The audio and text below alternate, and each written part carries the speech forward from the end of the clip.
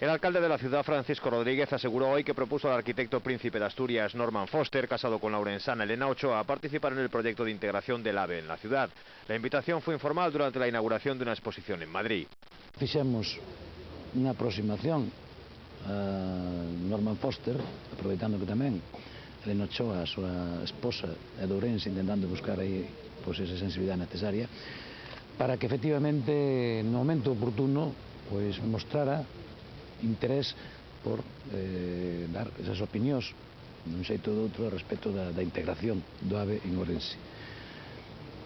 Igual que se fixo con Foster, se pode facer con outros arquitectos de prestixio, con outros enxeñeros de prestixio mundial.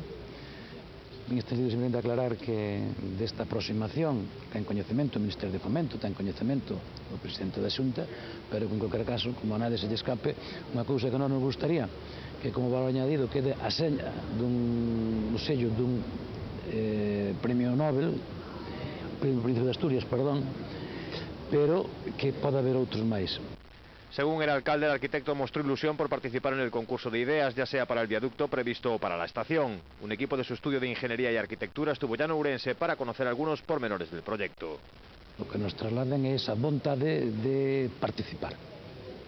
Obviamente, a nadie se lle escapa que despois que se dediquen a uns ou outros é outra cosa distinta, pero polo menos en este momento estamos en situación de manifestar que están dispostos a participar e ademais pois que o dicen dende unha óptica de logo de moito interés, non? Sea o mellor o viaducto ou sea outro equipamento na propia estación. Francisco Rodríguez también aseguró que Norman Foster le trasladó que su estudio se ceñirá al presupuesto que destina a estas infraestructuras el Ministerio de Fomento.